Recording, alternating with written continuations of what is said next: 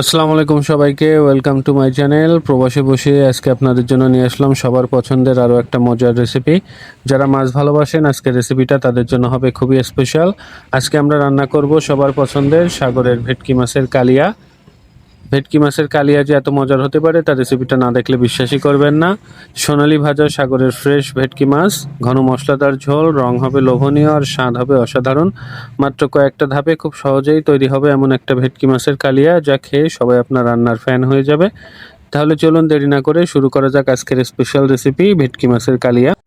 রান্নাটা করার জন্য এখানে আমরা 3টা মিডিয়াম সাইজের পেঁয়াজ কুচি করে নিয়েছি, কাঁচামরিচ বেটে নিয়েছি 15 থেকে 20টা, আদা বাটা নিয়েছি আমরা এখানে 2 স্পুন পরিমাণ এবং রসুন বাটা নিয়েছি 2 স্পুনের থেকে একটু বেশি।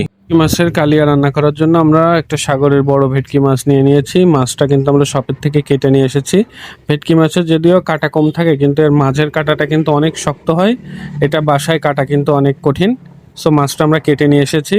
ভেটকি মাছটা কিন্তু শুধু সুস্বাদু না, এতে থাকে উচ্চমানের প্রোটিন যেটা শরীরের পেশি গঠন করতে সাহায্য করে এবং ওমেগা 3 ফ্যাটি অ্যাসিড যেটা হৃদস্বাস্থ্যের জন্য খুবই কার্যকর। মাছটা কিন্তু আমরা ধুয়ে পরিষ্কার করে নিয়েছি। এখন ভেটকি মাছের কালিয়া রান্না করার জন্য এখানে আমরা 4 পিস ভেটকি মাছ নিয়েছি। মাছটা এখন আমরা লবণ হলুদ মেখে ম্যারিনেট করে 10 মিনিট রেখে দিব। তারপরে আমরা মাছটা ভেজে নিব। প্রথমে একটা প্যানের মধ্যে আমরা দিয়ে দিব তেল। তেলটা গরম হওয়া পর্যন্ত আমরা অপেক্ষা করব। তেলটা গরম হয়ে গেছে, এখন আমরা দিয়ে দিব আগে থেকে ম্যারিনেট করে রাখা ভেটকি মাছগুলো। মাছটা আমরা দুই পাশে উল্টে উল্টে ভালো মতো ভেজে নিব। যেহেতু সাগরের মাছ কিন্তু অতিরিক্ত ভাজা লাগে না, আমরা দুই পাশ হালকা লাল লাল করে মাছটা ভেজে নিব। মাছটা ভাজা হয়ে গেছে, এখন আমরা মাছটা তেলের থেকে উঠাই নিব এবং এই মাছ ভাজা তেলের মধ্যেই কিন্তু আমরা বাকি রান্নাটা করব। মাছ ভাজাই তেলের মধ্যে এখন দিয়ে দিব পেঁয়াজ কুচি। পেঁয়াজ কুচিটা দিয়ে আমরা পেঁয়াজটা হালকা একটু ভেজে নিব। পেঁয়াজটা কিন্তু আমরা অতিরিক্ত কড়া করে ভাজবো না, নেড়ে নেড়ে হালকা একটু নরম হয়ে আসা পর্যন্ত ভেজে নিব।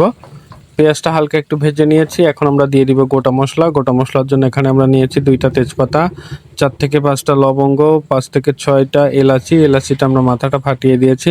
দিয়ে দিব ছোট ছোট 3 টুকরা ডালচিনি এবং দিয়ে দিব কালো গোলমরিচ 8 থেকে 10টা। দিয়ে গোটা মশলার সাথে পেঁয়াজটা আবার আমরা একটু নেড়ে নেড়ে ভেজে নিব। গোটা মশলাটার সাথে পেঁয়াজটা কিন্তু আমরা ভেজে লাল লাল করে নিয়েছি। এই কালিয়াটা রান্না করার জন্য পেঁয়াজ কিন্তু আমরা দুইভাবে ব্যবহার করব। এখন আমরা দিয়ে দেবো আরও একটা মিডিয়াম সাইজের পেঁয়াজ কুচি এবং আদা বাটা, রসুন বাটা এবং কাঁচামরিচ বাটা।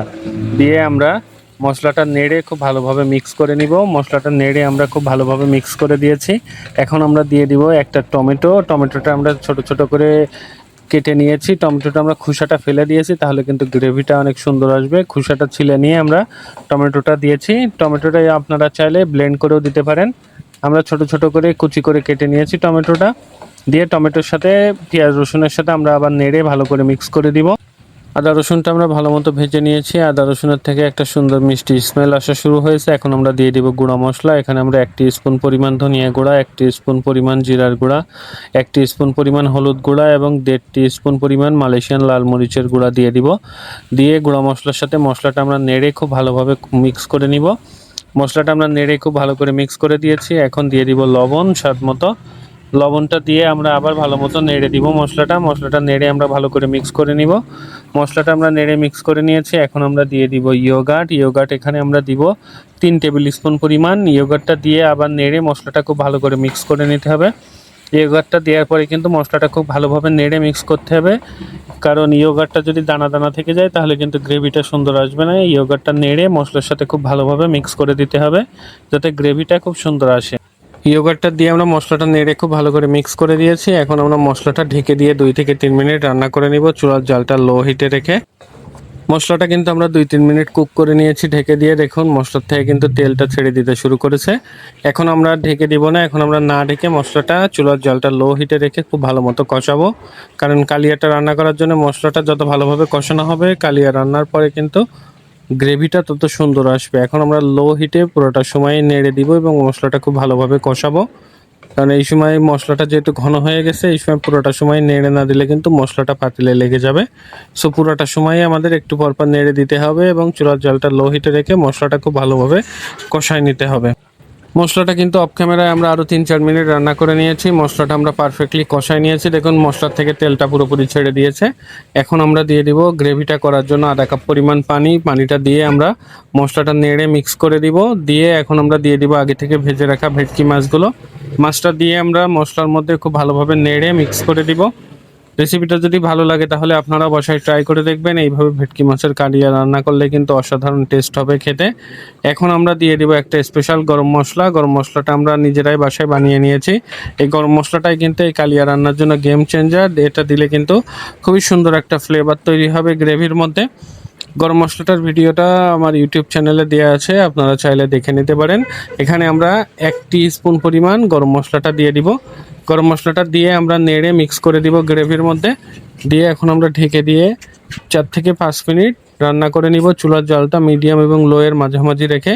তাহলেই কিন্তু আমাদের পারফেক্ট স্বাদের ভেটকি মাছের কালিয়া রান্না রেডি হয়ে যাবে। সো আমাদের ভেটকি মাছের কালিয়া রান্না কিন্তু অলমোস্ট হয়ে গেছে। দেখুন আমরা গ্রেভিটা করার জন্য যে পানিটা দিয়েছিলাম, পানিটা কিন্তু পুরোপুরি শুকায় আসছে এবং মশলার থেকে কিন্তু তেলটাও ছেড়ে দিতে শুরু করেছে।